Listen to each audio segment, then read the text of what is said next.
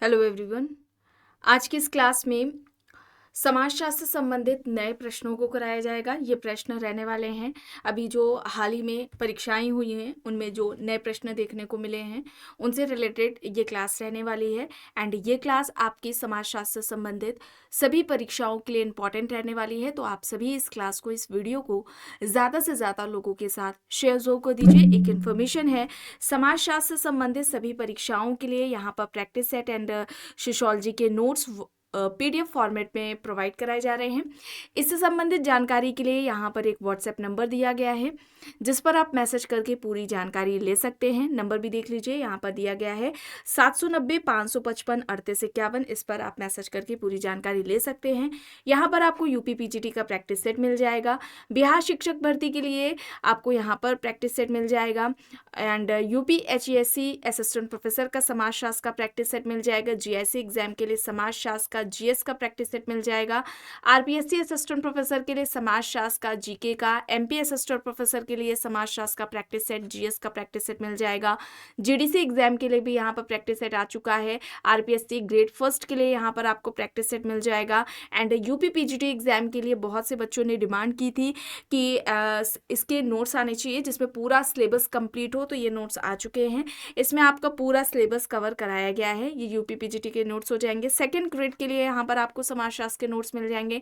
And आप अगर basic concept से रिलेटेड नोट्स चाहते हैं तो आपको इन टॉपिक से रिलेटेड भी नोट्स मिल जाएंगे। एंड ये सभी जो टॉपिक्स आप यहाँ पर देख रहे हैं ये सभी समाजशास्त्र से संबंधित सभी परीक्षाओं में ये कॉमन, ये बेसिक कॉन्सेप्ट्स है, बेसिक टॉपिक्स है जो आप सिलेबस में देखते होंगे। ठीक है, तो आप इन्हें ले सकते हैं। वन लाइनर में भी आपको यहाँ पर नोट्स मिल जाएंगे। थिंकर्स से रिलेटेड नोट्स यहाँ पर है, इसमें इंडियन थिंकर्स भी दिए गए हैं। ठीक है, तो ये सभी नोट्स हैं। और एक सेकेंड, इससे संबंधित जो भी आप जानकारी चाहते हैं तो ये यहाँ पर आप व्हाट्सएप नंबर देख रहे हैं 790-555-3851। इस पर आप मैसेज करके पूरी जानकारी ले सकते हैं। ठीक है, तो अभी यहाँ पर 25 प्रश्न हुए थे।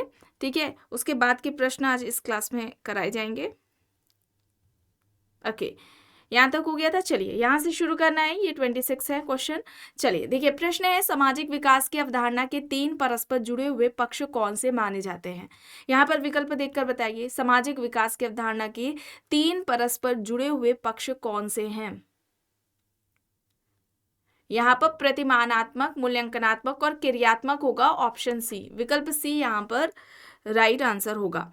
प्रश्न है, ग्रामीण सर्वदेशीयता की अवधारणा किसने प्रतिपादित की। David Mandelbaum, Robert Redfield, Shaw Clifford, Oscar Lewis. यहाँ पर ऑप्शंस है।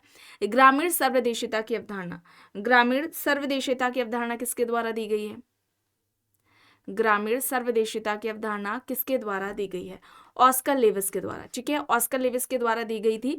और ऑस्कर लेविस ने निर्धनता की संस्कृति की भी अवधारणा दी है।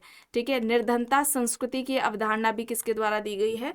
ऑस्कर लेविस के द्वारा दी गई है। इसके अलावा ऑस्कर लेविस की बात की जाए तो इन्होंने जजमानी व्यवस्था से संबंधित भी बात की थी। जजमानी व्यवस्था को इन्होंने क्या कहा था, ये एक शोषणात्मक व्यवस्था है। ठीक है, जजमानी व्यवस्था को क्या कहा था इन्होंने, शोषणात्मक संस्था माना था। शोषणात्मक संस्था कहा था जजमानी व्यवस्था को। इसमें इनका कहना था ऑस्कर लेविस का कि इसमें जजमानी व्यवस्था में क्या होता है कि जो उच्च जातियां होती हैं वे निम्न जातियों का शोषण करती है। कुछ जातियां हैं जो केवल सेवा लेती हैं, देती नहीं हैं। ठीक है, इस तरह से इन्होंने कहा था। और हालांकि जजमानी व्यवस्था की बात होती है तो जजमानी व्यवस्था के जनक की जब बात होती है सबसे पहले किसने शब्द प्रयोग किया है, ये विलियम वाइजर के द्वारा किया गया। ठीक है, विलियम वाइजर के द्वारा किया गया, इसे भी आप ध्यान में रखेंगे। शोषणात्मक संस्था किसने कहा था, ऑस्कर लेविस ने कहा था। निर्धनता की संस्कृति या दरिद्रता की संस्कृति किसका है, ये ऑस्कर लेविस का कॉन्सेप्ट है। चलिए आगे देखते हैं। प्रश्न है, भारत की जनसंख्या नीति को बढ़ावा देने में सरकार की क्या भूमिका है। विकल्प देखिए, परिवार नियोजन सेवाओं और बुनियादी ढांचे के लिए धन उपलब्ध कराना, प्रजनन स्वास्थ्य पर शैक्षणिक कार्यक्रम लागू करना, सूचित प्रजनन विकल्पों के लिए एक सहायक वातावरण बनाना, या फिर उपरोक्त सभी। यहाँ पर क्या होगा, भारत की जनसंख्या नीति को बढ़ावा देने में सरकार की क्या भूमिका है। यहाँ पर राइट आंसर क्या होगा, बताएं कौन सा विकल्प यहाँ पर सही है। अभी अगर परीक्षाओं की बात की जाए तो यहाँ पर आपका यूपी HESC जो असिस्टेंट प्रोफेसर का एग्ज़ाम है, ठीक है, असिस्टेंट प्रोफेसर का जो आपका एग्ज़ाम है ये कब होना है, 18-19 दो डेट आई हैं, ठीक है, 18-19 अप्रैल को है ये, ठीक है, इसे आप याद रखेंगे। इसके अलावा फिर आपका पड़ेगा पीजीटी का, यूपी पीजीटी का एग्ज़ाम पड़ेगा, ये कब होना है, ये दो डेट्स बताई गई हैं, 9-10 मई है, ठीक है, इसे आप याद रखेंगे, यूपी पीजीटी का है। फिर इसके अलावा आपका जीडीसी का एग्ज़ाम पड़ रहा है, ठीक है, जीडीसी का कब है, 31 मई को है, ठीक है, और एचईओ का कब आपका होगा, ये आपका 4 अक्टूबर को होगा, ठीक है। तो ये डेट्स आपको याद रखनी है, ठीक है। सबसे पहले आपका यहाँ पर क्या पड़ेगा अप्रैल में, असिस्टेंट प्रोफेसर का। चलिए अब देख कर बताएं, ये वही है जो आपका कैंसिल हुआ था, ठीक है। चलिए देख कर बताएं यहाँ पर सही क्या होगा।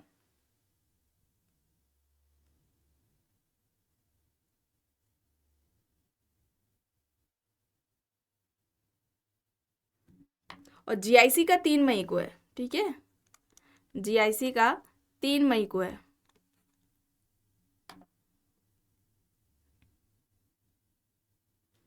बताएं यहाँ पर क्या होगा।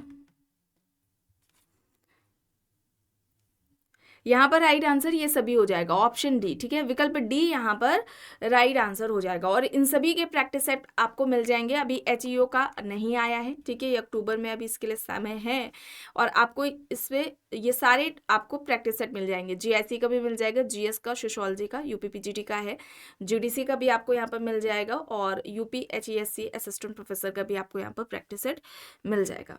चलिए यहाँ पर देखिए प्रश्न है, प्रतिकात्मक अंतःक्रियावाद शब्दावली का निर्माण सबसे पहले किसने किया। मर्टन, दुर्कीम, ब्लूमर, अगस्त कॉम्टे यहाँ पर विकल्प दिए गए हैं। प्रतिकात्मक अंतःक्रियावाद शब्दावली का निर्माण किसने सबसे पहले किया।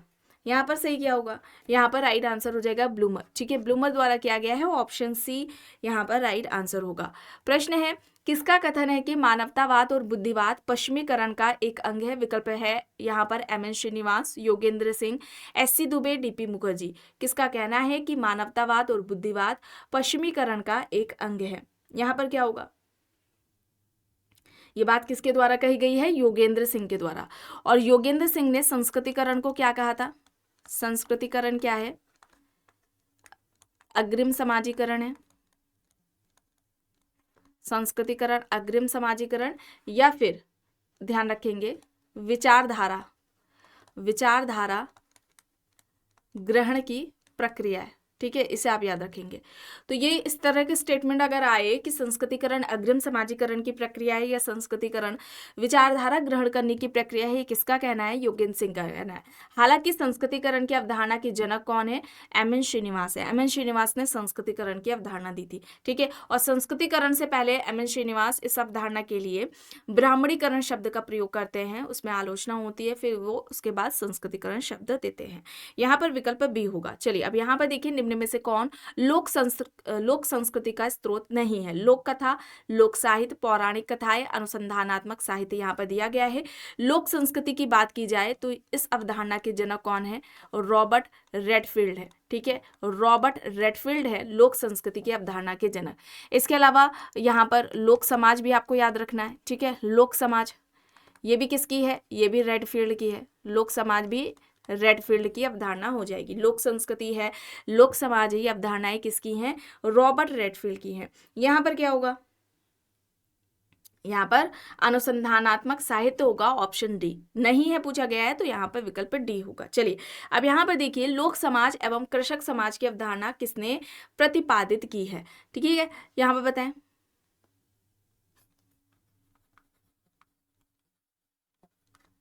लोक समाज एवं कृषक समाज की अवधारणा, Milton Singer, Robert Redfield, M N Srinivas, Yogendra Singh यहाँ पर ऑप्शंस हैं। लोक समाज एवं कृषक समाज की अवधारणा, Milton Singer, Robert Redfield, M N Srinivas, Yogendra Singh यहाँ पर ऑप्शंस हैं।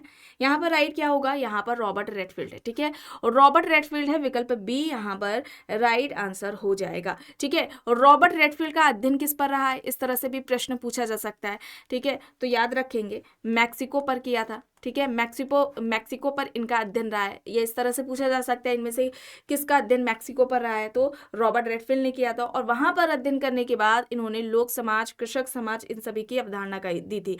और कृषक समाज को इन्होंने क्या कहा था, अवशिष्ट समाज कहा था। कृषक समाज को इन्होंने क्या कहा था, अवशिष्ट समाज कहा था। ये कहते हैं जो रूरल सोसाइटी है, ठीक है, ग्रामीण समाज है, रूरल सोसाइटी से हम जब जनजातीय समाज को, ठीक है, ट्राइबल सोसाइटी को जब हम अलग कर देते हैं, ठीक है, रूरल सोसाइटी से, ये रूरल सोसाइटी है, उसमें से हम जब जनजातीय समाज को हम अलग कर देते हैं तो जो बचा हुआ शेष भाग है, ठीक है, जो बचा हुआ अवशिष्ट भाग है, उसको ही इन्होंने क्या कहा था, कृषक समाज कहा था। इस तरह से इन्होंने इसको परिभाषित किया था। ये परिभाषा भी आती है और ये इस तरह से भी पूछा जा सकता है, ठीक है, डायरेक्टली नहीं पूछेंगे कृषक समाज की अवधारणा को अवशिष्ट समाज किसने कहा, इस तरह से भी पूछा जा सकता है कि अवशिष्ट समाज की अवधारणा किसके द्वारा दी गई है।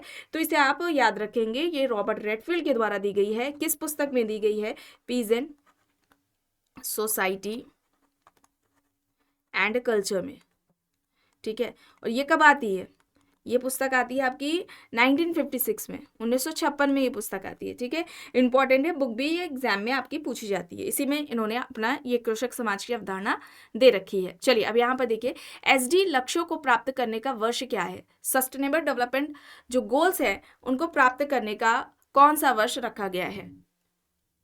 यहाँ पर 2025 है, 2030, 2070 और 2029 दिया गया है। यहाँ पर सही होगा 2030, ठीक है, 2030 होगा, ऑप्शन बी यहाँ पर राइट होगा। चलिए अब यहाँ पर देखिए, धर्म की अपनी समाजशास्त्री व्याख्या में दुर्खीम ने कुछ अवलोकन किए हैं। यहाँ पर देखिए 4 दिए गए हैं कथन। पहला है धर्म एक मानसिक रोग है, दूसरा कह रहा है समाज का मानवीकरण ही प्रभु है, तीसरा है कष्ट पा रही मानवता को धर्म मुक्ति देता है, चौथा है परलोक का राज गौरवान्वित समाज है। यहाँ पर धर्म की अपनी समाजशास्त्री व्याख्या में दुर्खीम ने जो बातें कही हैं इनमें से कौन सा सही है, ये यहाँ पर बताना है। यहाँ पर क्या होगा, यहाँ पर समाज का मानवीकरण ही प्रभु है, कष्ट पा रही मानवता को धर्म मुक्ति देता है, विकल्प बी, ठीक है, विकल्प बी यहाँ पर राइट आंसर हो जाएगा। और ध्यान रखेंगे धर्म का सामाजिक सिद्धांत दिया था, ठीक है, धर्म का सामाजिक सिद्धांत किसके द्वारा दिया गया है, एक सेकेंड, धर्म का सामाजिक सिद्धांत किसके द्वारा दिया गया, इस तरह से आता है ना, पूछा जाता है धर्म की उत्पत्ति के, है ना, तो इस तरह से धर्म की उत्पत्ति का जो सामाजिक सिद्धांत है वो किसके द्वारा दिया गया है, दुर्खीम के द्वारा दिया गया है। और धर्म का प्रारंभिक स्वरूप क्या बताया गया था, धर्म का प्रारंभिक स्वरूप किसे बताया गया है, टोटेमवाद को बताया गया है, ठीक है, टोटेमवाद को बताया गया है। इस तरह से भी पूछा जाता है टोटेमवाद की अवधारणा किसके द्वारा दी गई है। और ध्यान रखना है आपको, इन्होंने अरुंटा जनजाति पर अध्ययन किया था। दुर्खीम ने अरुंटा जनजाति कहाँ की थी, ऑस्ट्रेलिया की, ठीक है, ऑस्ट्रेलिया की अरुंटा जनजाति पर अध्ययन किसका रहा है, दुर्खीम का रहा है। अच्छा, दुर्खीम ने किस पुस्तक में धर्म का सामाजिक सिद्धांत की बात की है, तो ये बुक भी इंपॉर्टेंट हो जाती है, elementary forms of religious life में, ये इनकी बुक है जो कि 1912 में आती है। इसमें उन्होंने धर्म का सामाजिक सिद्धांत दिया था। यहाँ पर क्या होगा, ऑप्शन बी यहाँ पर राइट होगा। चलिए आगे देखते हैं, परिवार के कार्यों को निम्नांकित 6 वर्गों में किसने विभाजित किया। यहाँ पर जो परिवार के जो कार्य या अगर हम कहें फंक्शंस की बात की जाए, जो 6 यहाँ पर बताए गए हैं, एक तो है भावनात्मक, दूसरा है आर्थिक, तीसरा है मनोरंजनात्मक, चौथा है संरक्षणात्मक, पांचवा धार्मिक और छठा शैक्षणिक है। विकल्प में मैकेवर हैं, ऑगबर्न निमकॉफ हैं, GA स्पोर्ट है और ग्रीन यहाँ पर दिए गए। परिवार के इन फंक्शंस की बात किसने की है, इंपॉर्टेंट है, अक्सर इस तरह से फंक्शन से रिलेटेड पूछ लिया जाता है। यहाँ पर क्या होगा, यहाँ पर ऑगबर्न एंड निमकॉफ होगा, ठीक है, ऑगबर्न एंड निमकॉफ होगा, ऑप्शन बी यहाँ पर राइट है। मैकेवर विकल्प में आप देख रहे हैं तो मैकेवर का भी इंपॉर्टेंट है, ठीक है, मैकेवर ने कितने बात किए थे, बताए थे फंक्शंस परिवार के 3 बताए थे, ठीक है, मैकेवर ने कितने बताए हैं, मैकेवर ने परिवार के जो प्रकार बताए हैं वो 3 बताए हैं, इंपॉर्टेंट है। एक तो यौन संबंधी है, ठीक है, उसके अलावा दूसरा हो जाएगा प्रजनन संबंधी प्रकार हो जाएगा, और तीसरा इनका आर्थिक संबंधी है, ठीक है, आर्थिक प्रकार हो जाएगा। तो आर्थिक प्रकार ये 3 किसके हैं, मैकेवर के द्वारा बताए गए हैं। किंग्सले डेविस का भी आपको याद रखना है, किंग्सले डेविस का भी एग्जाम में पूछ लिया जाता है, इंपॉर्टेंट है। किंग्सले डेविस परिवार के प्रकार कौन से बताते हैं या कितने इन्होंने बताए हैं, इस तरह से आता है। तो आप याद रखेंगे, पहला तो इन्होंने जो बताया है वो फर्टिलिटी को बताया, प्रजनन को बताया। दूसरा उन्होंने बताया है नाबालिग बच्चों की देखरेख, ठीक है, नाबालिग बच्चों की देखरेख है, ये है इनका हो जाएगा दूसरा।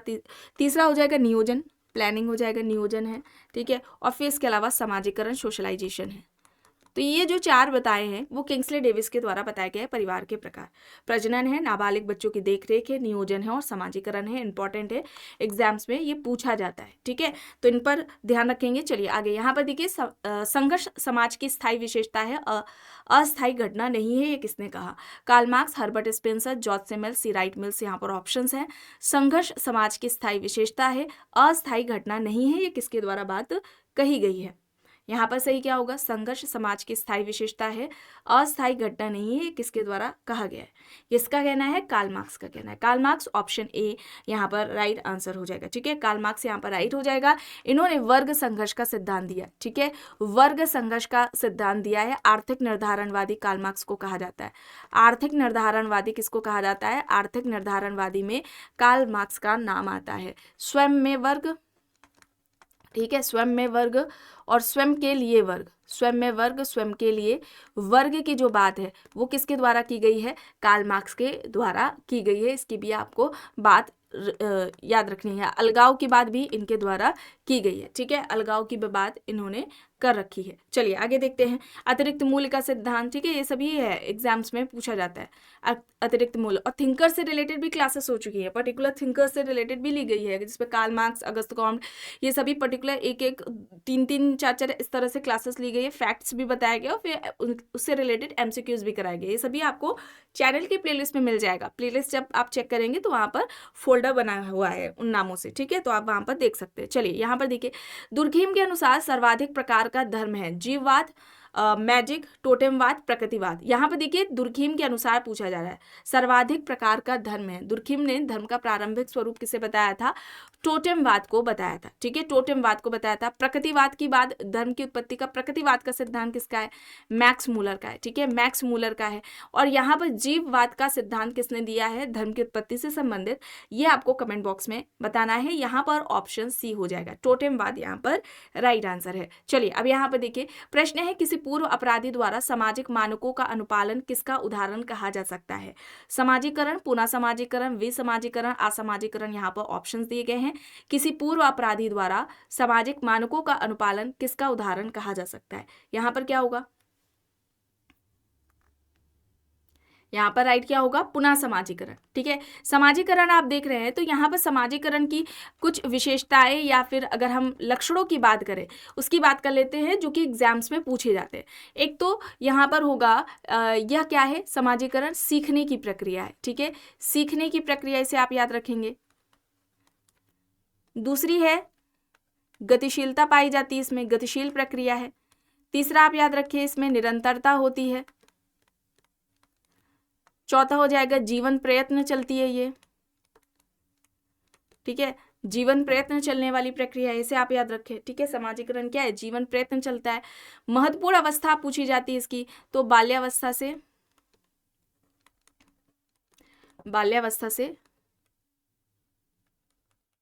किशोरावस्था, ये क्या है? महत्वपूर्ण अवस्था है समाजीकरण की। इस तरह से पूछा जाता है समाजीकरण की इनमें से महत्वपूर्ण अवस्था क्या है, ठीक है। प्रारंभिक अवस्था पूछा जाए, ठीक है, प्रारंभिक अवस्था अगर पूछा जाए समाजीकरण की, प्रारंभिक अवस्था किसे कहा जाता है या कौन सी प्रारंभिक अवस्था है समाजीकरण की? तो बाल्यावस्था होगी, ठीक है, इसे भी याद रखेंगे। तो ये कुछ फैक्ट्स है जो आपको यहाँ पर बताए गए। और एक याद रखेंगे, ठीक है, समाज के मूल्यों मानदंडों को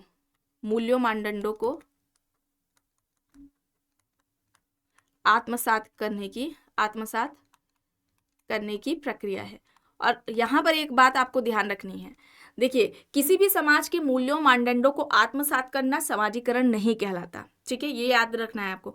किसी भी समाज के मूल्यों मानदंडों को आत्मसात कर लेना समाजीकरण नहीं कहलाता, बल्कि व्यक्ति या बच्चा जिस समाज का सदस्य होता है उस समाज के ही मूल्यों मानदंडों को आत्मसात करना समाजीकरण कहलाता है। और जॉनसन ने कहा था कि सभी तरह का शिक्षण समाजीकरण नहीं है, बल्कि समाज के द्वारा जो मान्यता प्राप्त व्यवहार है उसको सीखना ही समाजीकरण है। सभी तरह का शिक्षण समाजीकरण नहीं कहलाता, बल्कि समाज के द्वारा जो मान्यता प्राप्त व्यवहार है उनको सीखना ही क्या कहलाता है, समाजीकरण, सोशलाइजेशन कहलाता है। तो यहाँ पर कुछ विशेषताएं बताई गई हैं, इन्हें आपको याद रखना है। ये विशेषताएं एग्जाम्स में पूछी जाती हैं। ठीक है, तो चलिए आगे देखते हैं। अब यहाँ पर देखिए, जनसंख्या का पिरामिड निम्न में से किसका चित्रात्मक प्रतिनिधित्व करता है? ऑप्शन है यहाँ पर प्रजनन शक्ति एवं बहुजनता, विकल्प बी है किसी प्रदत्त समय पर आयु लिंग वितरण, सी है मृत्यु दर एवं रुग्णता की दर, डी है प्रजनन शक्ति एवं मृत्यु दर। जनसंख्या का पिरामिड निम्न में से किसका चित्रात्मक प्रतिनिधित्व करता है? यहाँ पर सही क्या होगा? यहाँ पर राइट आंसर क्या होगा? किसी प्रदत्त समय पर आयु लिंग वितरण होगा, विकल्प बी। ठीक है, ऑप्शन बी यहाँ पर राइट होगा। चलिए आगे देखते हैं। यह कथन किसका है कि समाज एक उत्कृष्ट सजीव समुच्चय है? Herbert Spencer, Charles Darwin, Emile Durkheim, Malinowski की यहाँ पर ऑप्शंस दिए गए हैं। किसका कहना है कि समाज एक उत्कृष्ट सजीव समुच्चय है? यहाँ पर क्या होगा?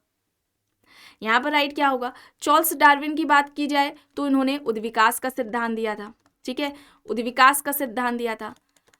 स्पेंसर की बात की जाती है तो इन्होंने सामाजिक उद्विकास का सिद्धांत दिया था, और यहीं पर ज्यादातर गलत होता है। सामाजिक उद्विकास का पूछा जाएगा तो हर्बर्ट स्पेंसर, केवल उद्विकास का पूछा जा रहा है तब वहां पर चार्ल्स डार्विन होंगे, इसे आपको याद रखना। और हर्बर्ट स्पेंसर है। समाज एक उत्कृष्ट सजीव समुच्चय है, ये ऑप्शन ए हर्बर्ट स्पेंसर का कहना था। यहाँ पर ए यहाँ पर राइट हो जाएगा। और हर्बर्ट स्पेंसर समाज के प्रकार की बात करते हैं, तो ये ध्यान रखेंगे, ये एग्जाम में पूछा जाता है। एक तो इन्होंने सरल समाज बताया, ठीक है, सरल समाज हो जाएगा। दूसरा इन्होंने मिश्रित समाज बताया, सरल समाज है, मिश्रित समाज है, दोहरे मिश्रित समाज है। ठीक है, दोहरे मिश्रित समाज हो जाएगा, सरल समाज, मिश्रित समाज, दोहरे मिश्रित समाज है। और तीसरा हो जाएगा तिहरे मिश्रित समाज। ठीक है, तिहरे मिश्रित समाज हो जाएगा। तो ये क्या हो जाएंगे? ये 4 प्रकार हो जाएंगे समाज के, जो कि स्पेंसर के द्वारा बताए गए। सरल समाज, मिश्रित समाज, दोहरे मिश्रित समाज और तिहरे मिश्रित समाज। ये किसके द्वारा बताए गए हैं? हर्बर्ट स्पेंसर के द्वारा बताए गए। इसके अलावा ये 2 अन्य समाज की भी बात करते हैं। एक तो सैनिक व शिकारी समाज। ठीक है, सैनिक व शिकारी समाज है। और दूसरा यहाँ पर क्या हो जाएगा? औद्योगिक समाज हो जाएगा। ठीक है, दूसरा क्या हो जाएगा? दूसरा यहाँ पर औद्योगिक समाज हो जाएगा। तो सैनिक और औद्योगिक जो समाज है, ये किसके द्वारा बात की गई है? स्पेंसर के द्वारा की गई है। चलिए आगे देखते हैं। प्रश्न है, समाजशास्त्र के संस्थापकों में से कईयों का विश्वास था कि प्राकृतिक विज्ञानों की भांति उन्हीं सिद्धांतों और ढंगों पर समाज विज्ञान को बनाना संभव होगा। इस गमन मार्ग को क्या कहते हैं? सकारात्मकतावाद, विकासवाद, व्यवहारवाद, घटना क्रिया विज्ञान यहाँ पर दिया गया है। यहाँ पर बताया क्या होगा? यहाँ पर राइट क्या हो जाएगा?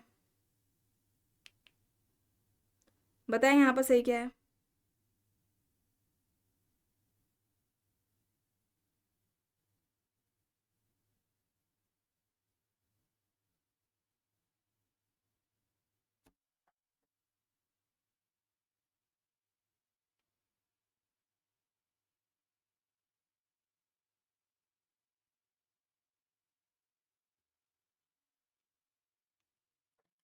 यहाँ पर क्या होगा? यहाँ पर राइट होगा सकारात्मकतावाद, ऑप्शन ए यहाँ पर राइट होगा। चलिए अब यहाँ पर देखिए, भूमिका की मांग में जब कठिनाई का अनुभव किया जाए तब इसे कहते हैं अंतर भूमिका, भूमिका में विभिन्नता, भूमिका दबाव, भूमिका की अस्पष्टता। भूमिका की मांग में जब कठिनाई का अनुभव किया जाए तब इसे क्या कहा जाता है? अंतर भूमिका, भूमिका में विभिन्नता, भूमिका दबाव, भूमिका की अस्पष्टता। यहाँ पर क्या होगा?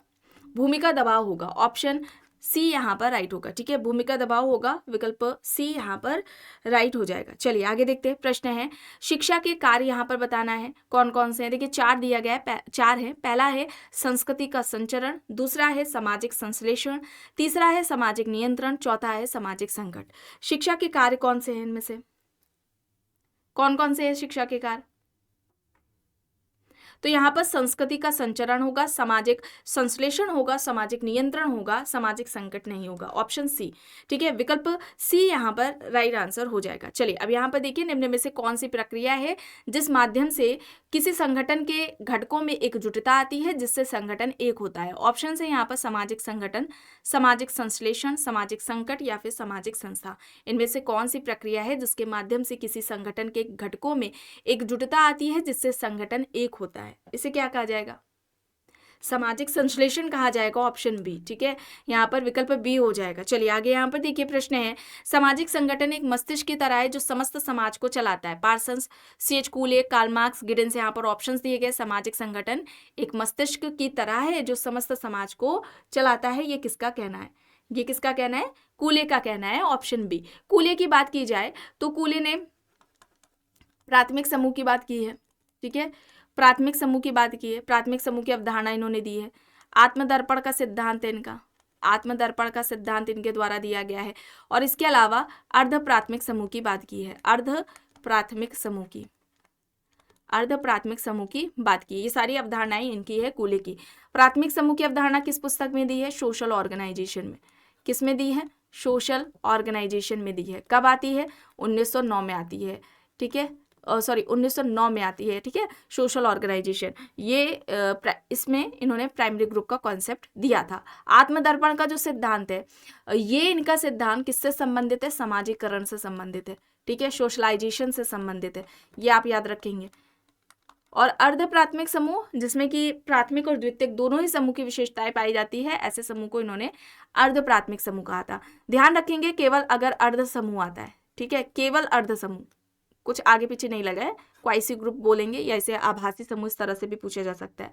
तो ये किसका है? ये जिन्सबर्ग का है, ठीक है, जिन्सबर्ग, और साथ में बोटोमोर का नाम याद रखना है, ये इनके द्वारा कॉन्सेप्ट दिया गया है, ठीक है, इसे आप याद रखेंगे। अर्ध समूह क्वाइसी ग्रुप किसे कहते हैं? तो इसमें क्या होता है? निश्चित संगठन का अभाव, ठीक है, निश्चित संगठन का अभाव हो जाएगा। और इसके अलावा इन्होंने जागरूकता का अभाव भी बताया, ठीक है, जागरूकता का अभाव भी होगा, ठीक है। तो व्यक्तियों का ऐसा संकलन जिनके बीच में जागरूकता का अभाव है, निश्चित संगठन का अभाव है, ऐसे व्यक्तियों के संकलन को क्वाइसी ग्रुप कहा गया है। और जैसे कि बस स्टैंड पर बस का वेट करते हुए, रेलवे स्टेशन पर ट्रेन का वेट करते हुए, आपको कई बार बताया गया है, ठीक है। अर्ध प्राथमिक समूह है, ठीक है, अर्ध के बाद प्राइमरी ग्रुप जुड़ा हुआ है, तो ये कोले का हो जाएगा। इसे आप याद रखेंगे, एग्जाम्स में पूछा जाता है काफी, तो यहाँ पर विकल्प बी होगा। प्राइमरी ग्रुप की बात की जाती है तो कूले का कहना था व्यक्तियों का ऐसा संकलन जिनके बीच में आमने सामने का प्रत्यक्ष संबंध एवं सहयोग पाया जाता है, तो व्यक्तियों के ऐसे संकलन को प्राइमरी ग्रुप कहा गया था। और कूले ने प्राथमिक समूह के उदाहरण भी बताए थे, 3 बताए थे जो एग्जाम्स में आते हैं। एक तो फैमिली बताया उन्होंने, ठीक है, परिवार बताया, दूसरा इन्होंने पड़ोस को बताया था, ठीक है, दूसरा पड़ोस को बताया था, और तीसरा इन्होंने मित्र मंडली को बताया। तीसरा किसको बताया था? इन्होंने मित्र मंडली को बताया था। तो ये 3 उदाहरण प्राइमरी ग्रुप से रिलेटेड है, ठीक है। ऑप्शंस दे देते हैं, उसमें से देखना होता है कि किस इनमें से कौन सा प्राइमरी ग्रुप का एग्जाम्पल है या नहीं है, या फिर ये 3 उदाहरण प्राइमरी ग्रुप के किसके द्वारा बताया गया है। कुछ इस तरह से प्रश्न बनता है, ठीक है। चलिए अब यहाँ पर देखिए, समाज का व्यवस्थित अध्ययन करने वाला सर्वप्रथम पश्चिमी विद्वान कौन था? प्लेटो, सुकरात, थॉमस एक्विनस, कॉम्ट यहाँ पर दिया गया। समाज का व्यवस्थित अध्ययन करने वाला सर्वप्रथम पश्चिमी विद्वान कौन था? यहाँ पर क्या होगा? यहाँ पर अगस्त कॉम्ट होगा। ऑप्शन डी यहाँ पर राइट हो जाएगा। अगस्त कॉम्ट जो कि क्या है? समाजशास्त्र के जनक, ठीक है, समाजशास्त्र के अगस्त कॉम्ट क्या है? जनक है, ठीक है। समाजशास्त्र शब्द कब दिया था? 1838 में दिया था। समाजशास्त्र शब्द से पूर्व इन्होंने सामाजिक भौतिकी शब्द का प्रयोग किया था, सोशल फिजिक्स। सामाजिक भौतिकी शब्द का प्रयोग किया था, सोशल फिजिक्स का प्रयोग किया था, इसे आपको याद रखना है, ठीक है। आगे देखते हैं, प्रश्न है स्त्रीकरण के व्यवहारिक विश्लेषण का सिद्धांत किसने दिया? Kingsley Davis, Parsons, Durkheim, max weber. यहाँ पर ऑप्शंस है। स्त्रीकरण के व्यवहारिक विश्लेषण का जो सिद्धांत है वो किसके द्वारा दिया गया है? तो यहाँ पर क्या होगा? यहाँ पर होगा किंग्सले डेविस, ठीक है, किंग्सले डेविस होगा। ऑप्शन ए यहाँ पर राइट होगा। मानव समाज इनकी पुस्तक है, ठीक है, मानव समाज इनकी पुस्तक है। सामाजिक स्त्रीकरण का प्रकार्यात्मक सिद्धांत दिया था किंग्सले डेविस ने विल्बर्ट मूर के साथ। सम प्रिंसिपल्स ऑफ स्ट्रैटिफिकेशन लेख में इनका ये सिद्धांत आता है, ठीक है, जिसकी आलोचना ट्यूमेन के द्वारा की गई थी, ठीक है। ट्यूमेन ने क्या की थी? इनके सिद्धांत की आलोचना की थी। चलिए आगे देखते हैं, प्रश्न है समुदायों में परिवर्तन आते हैं क्योंकि समाज गतिशील है, समाज क्रांतिकारी है, समाज परिवर्तन को पसंद करता है या फिर समाज स्थिर है? समुदायों में परिवर्तन आते हैं। क्यों परिवर्तन आते हैं? क्योंकि समाज गतिशील है। अच्छा, सामाजिक गतिशीलता की बात की जाए, ठीक है, सामाजिक गतिशीलता, सामाजिक गतिशीलता, तो इसकी बात, ठीक है, सर्वप्रथम व्यवस्थित वर्णन इस तरह से पूछा जाए सिस्टमैटिक तरीके से, या सबसे पहले किसने बात की, या सामाजिक गतिशीलता की अवधारणा किसने दी है, इस तरह से पूछा जाए तो सोरोकिन का आपको नाम याद रखना है। इनकी पुस्तक है सोशल मोबिलिटी। कब आती है? 1927 में, ठीक है, 1927 में इनकी बुक आती है सोशल मोबिलिटी, जिसमें इन्होंने बात की थी, ठीक है। इसे आप याद रखेंगे। यहाँ पर क्या है? समाज गतिशील है, ऑप्शन ए यहाँ पर राइट है। चलिए अब यहाँ पर देखिए, किसी अनुसंधान के निर्णयों को दोहराने की योग्यता को क्या कहा जाता है? वैधता, विश्वसनीयता, चमत्कारिकता, जवाबदेही, यहाँ पर ऑप्शंस हैं। यहाँ पर क्या होगा? किसी अनुसंधान के निर्णयों को दोहराने की योग्यता को क्या कहते हैं?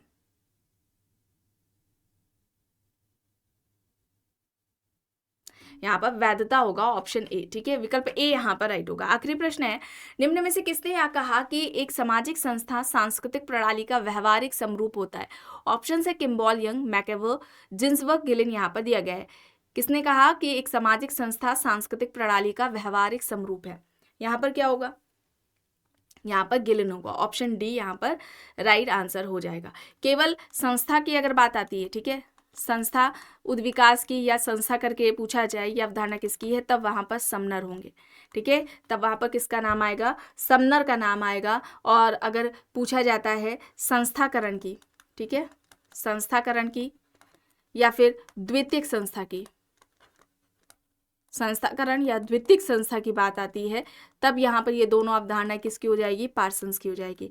और फिर पूछा जाता है अगर संपूर्ण संस्था की अवधारणा, ठीक है, टोटल इंस्टीट्यूशन, संपूर्ण संस्था या समग्र संस्था की अवधारणा, ये किसने दी है? तो ये अवधारणा किसकी हो जाएगी? तब गॉफमैन की हो जाएगी। ये इंपॉर्टेंट फैक्ट्स हैं, अक्सर यहाँ पर कंफ्यूज हो जाते हैं बच्चे, ठीक है, तो इसे आप याद रखेंगे। यहाँ पर विकल्प डी होगा।